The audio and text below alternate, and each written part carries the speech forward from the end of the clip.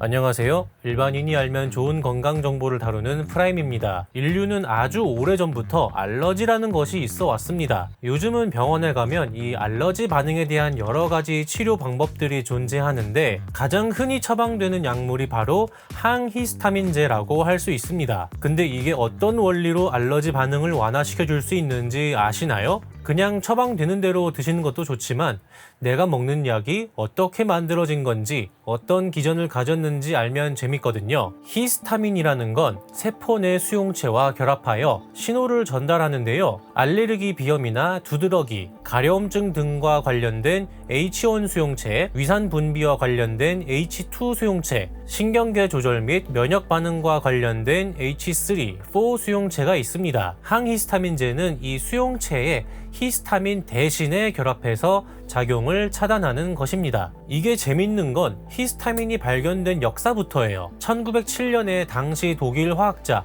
아돌프 빈다우스와 카를 포크트가 화학적으로 히스타민을 처음 합성했습니다. 원래 히스타민은 우리 몸속에 있지만 인간이 처음으로 합성이라는 걸 한 거예요. 아니 보통 희대의 발견을 했으면 홀리 몰리 유레카 이랬을 텐데 희대의 발견인지도 몰랐어요. 오, 신기한 거 하나 만들었당 이러고 하고 그냥 넘어가거든요. 그로부터 3년 뒤인 1910년에 영국의 생리학자 헨리 데일과 패트릭 레이둘로가 호밀에 번식하는 곰팡이인 맥각 추출물을 연구하고 있었어요. 이 당시에 맥각은 자궁 수축제 같은 것으로 사용되었었는데 추출물 중에 혈압을 급격히 떨어뜨리고 평활근을 수축시키는 강력한 성분이 섞여 있다는 사실을 발견한 거죠. 조사해봤더니 이 성분이 이미 3년 전에 합성한 화학 물질이랑 동일한 거예요. 맥각 속에 있던 히스티딘이라는 아미노산이 곰팡이나 박테리아 효소에 의해서 탈탄산 반응을 일으켜서 히스타민으로 변환되었던 것이었죠. 이때까지만 해도 과학자들은 좀 부정적이었습니다. 동물 실험을 해보면 히스타민 때문에 혈압이 뚝 떨어진단 말이에요. 이거는 추출 과정에서 박테리아가 침입해서 만든 히스타민 때문이다. 아니다. 우리 몸 속에 원래 혈압을 조절하는 히스타민 같은 물질이 있는 거다. 이 두 방면의 의견이 충돌하고 있었죠. 근데 이 논쟁을 끝내기 위해 두 거물이 손을 잡습니다. 한 명은 이미 1910년에 히스타민의 위력을 확인한 히스타민 전문가 헨리 데일, 다른 한 명은 1921년에 무려 인슐린을 최초로 추출한 인물로 생체 조직에서 특정 성분을 오염 없이 깨끗하게 추출하는 세계 최고의 전문가가 나온 거죠. 이 사람이 바로 인슐린 발견으로 노벨상을 수상한 존 제임스 리처드 맥클라우드와 공동 수상한 프레더릭 그랜트 벤팅의 제자, 바로 찰스 베스트입니다. 이 사람에 대해 재밌는 이야기가 있는데요. 프레더릭 벤팅이 췌장에서 혈당을 조절하는 물질을 추출하겠다는 계획을 세우고 연구를 도와줄 조수를 구하고 있었는데 두 명이 왔고 이 두 명 중에 동전 던지기로 찰스 베스트가 이겨서 조수가 되었습니다. 근데 이 사람이 화학적 분석이나 정밀한 추출 기술에 천부적 재능이 있어가지고 벤팅의 아이디어와 베스트의 정교한 기술이 만나서 인슐린 추출에 성공하게 된 것입니다. 근데 인슐린 발견으로 노벨상 탄 사람 이름에는 이 사람 이름이 없습니다. 베스트가. 이때 노벨 생리의학상이 벤팅이랑 연구실 수장 맥클라우드에게만 준 거예요. 벤팅이 사실 이거 날먹할 수도 있는 건데 우리 찰스 베스트를 노벨상 수여에서 제외한 것에 대해 엄청 화를 냈다고 해요. 상을 거부하겠다고 난리를 피우다가 결국 자신이 받은 노벨상 상금의 절반을 베스트에게 주고 공식적으로도 베스트의 공로를 인정했다고 합니다. 인슐린을 발견한 사람이 이렇게 의리남이었다니 왠지 보기 좋죠? 아무튼 헨리 데일과 찰스 베스트는 박테리아의 개입으로 인한 부패가 전혀 없는 신선한 조직 안에도 히스타민이 실제로 존재하는가를 증명하는 것이었습니다. 두 사람은 외부 이물질에 반응하는 비만 세포가 아주 많이 분포되어 있는 허파라는 장기를 골라서 실험을 진행했는데요. 이 비만 세포 안에 히스타민이 가득 들어있다고 합니다.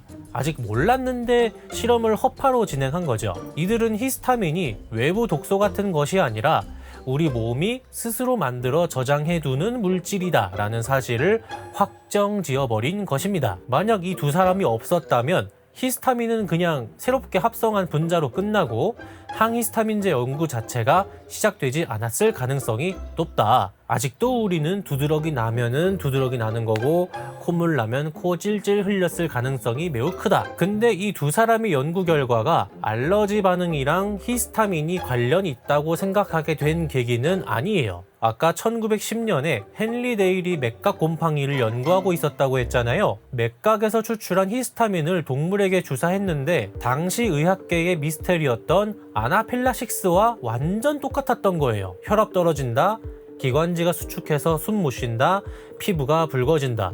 그래서 이걸 보고 알러지가 일어날 때 이 물질이 관련이 있나 하고 의심하게 돼요. 그래서 헨리 데일이 찰스 베스트와 히스타민의 사실에 대해 밝히고 나서 같은 해에 영국 의사 토마스 루이스가 사람의 피부를 긁거나 자극을 주었을 때 나타나는 3중 반응을 연구했어요. 홍반, 발적, 팽진인데 이 세 개의 반응이 히스타민을 피부에 주입했을 때와 완전히 똑같다는 것을 확인하고 이를 H물질이라고 불렀습니다. 외부에서 히스타민을 넣었을 때와 우리 몸이 자극받았을 때의 반응이 100% 일치한다면 우리 몸 안에는 히스타민과 똑같이 행동하는 H물질이 들어있고 자극을 받으면 이것이 분비되는 것이라고 결론 지었습니다. 1907년에 히스타민 합성 성공했고 1910년에 히스타민에 대해 궁금해하고 1927년에 히스타민이 실제로 몸에 존재한다는 것을 밝혀냈고 같은 해에 히스타민과 알러지와의 관계성을 알아낸 거죠. 원래는 아무것도 몰랐는데 단 20년 만에 엄청난 진보가 이루어졌죠. 단 몇 명의 천재들에 의해서 말이죠. 그리고 과학자들의 목표는 정해졌어요. 어떻게 하면 세포를 상하지 않게 하고 히스타민만 막아서 알러지 반응을 억제할 것인가? 1933년에 프랑스 파스테르 연구소의 다니엘 보베와 그의 제자 스타우브가 수백 번의 시행착오 끝에 929F라는 화합물을 찾아냅니다. 근데 독성이 너무 강해서 사람한테 쓸 수는 없었지만 인공적으로 만든 물질이 히스타민 쇼크를 만들어낼 수 있다는 것을 증명해냈습니다. 굉장히 중요한 연구 결과였고 1937년에 다니엘 보베가 이 구조를 더 다듬어서 1517F라는 걸 발표합니다. 히스타민과 비슷하게 생겼지만 작용은 하지 않는 가짜를 만들어서 세포의 수용체를 미리 채워버리는 거예요. 원래 히스타민이 들어가야 할 자리에 가짜가 들어가게 하는 거죠. 이 연구로 다니엘 보베는 1957년 노벨 생리의학상을 단독으로 수상하게 됩니다. 이제 독성을 줄여서 인간이 먹을 수 있는 약을 만드는 경쟁이 시작된 거예요. 1942년 프랑스 베르나르 할페른이 최초로 임상에서 사용 가능한 항히스타민제 안테르간을 개발하는데요. 이게 인류가 처음으로 알러지 약이라는 걸 약국에서 살 수 있게 된 거죠. 성분명은 펜벤자민이라고 하는데 비염, 두드러기, 가려움증에 관련된 H1 수용체에 결합하는 것을 방해하는 작용을 합니다. 독성도 없애고 알러지를 없앤 효과도 좋았지만 구토나 어지럼증 그리고 무엇보다 심각한 졸음이 동반되었다고 합니다. 이 약을 먹으면 알러지 증상 자체는 좀 좋아지지만 하루 종일 몽롱한 상태로 지내야 했던 거죠. 4년 뒤에 미국에서 조지 리에부실이 디펜히드라민을 합성하는데 베나드릴이라는 이름으로 출시되어서 전 세계적인 히트 상품이 됩니다. 효과는 좋지만 뇌혈관 장벽 BBB를 너무 잘 통과하는 바람에 얘도 엄청난 졸음을 유발했고 오늘날의 이 베나드릴은 알러지약보다 수면 유도제로 많이 쓰이기도 한다고 합니다. 1951년 클로르페니라민이라는 것이 등장하는데요. 항히스타민제 역사에서 제1세대의 완성형이자 대중화의 1등 공신으로 평가받습니다. 왜냐하면 이전의 약물들이 가졌던 단점들을 보완하며 등장했기 때문이죠. 놀랍게도 70년 이상이 지난 지금까지도 클로르페니라민은 우리가 약국에서 흔히 사는 종합감기약이나 코감기약에서 쉽게 찾아볼 수 있습니다. 비염 때문에 처방받는 약은 대부분 다 항히스타민제라고 합니다. 이 클로르페니라민을 개발하고 나서 과학자들은 이상하다고 생각해요. 왜 기존 항히스타민제를 먹어도 위산 분비는 멈추지 않는가? 히스타민 억제했으면 알러지 관련 반응은 어떤 증상이든 없어져야 하는 거 아닌가? 그래서 1966년 스코틀랜드의 양리학자 제임스 블랙은 수용체가 한 종류가 아니다라는 가설을 세웁니다. 그러고선 약 6년 만에 최초의 H2 수용체 차단제인 버리마미드를 발표하고 그로부터 4년 뒤에 역사적인 위궤양 치료제 시메니틴을 출시합니다. 상품명은 타가메트고요. 이 약 덕분에 수천 명의 위궤양 환자가 수술 없이 약만으로 완치될 수 있었고 제임스 블랙은 이 공로로 노벨상을 받습니다. 지금은 차세대 PPI 같은 상대적으로 좋아진 약물들이 많아서 이걸 잘 사용하지는 않는다고 하지만 예전에는 역류성 식도염에도 많이 처방된 약이라고 합니다. 근데 아직도 1세대 항히스타민제는 먹으면 졸려요. 졸려서 뭘 하지를 못해요.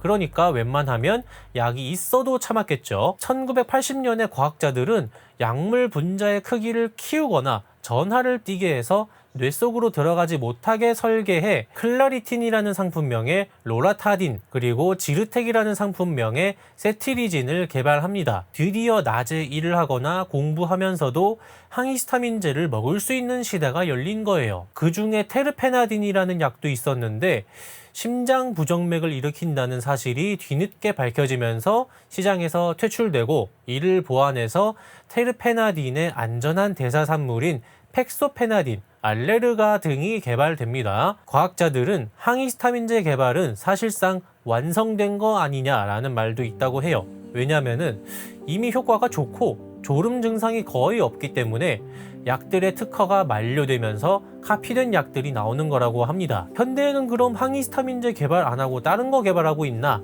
2010년에 빌라스틴, 상품명 투베로라고 하는 H1 약물이 새로 개발된 게 한국에서는 2020년에 도입되었다는 기사가 있더라고요. 뇌로 들어가는 약물의 양이 거의 0에 가깝기 때문에 졸음에 대한 부작용이 팩소페나딘, 알레르가와 대등하거나 그 이상으로 적다고 합니다.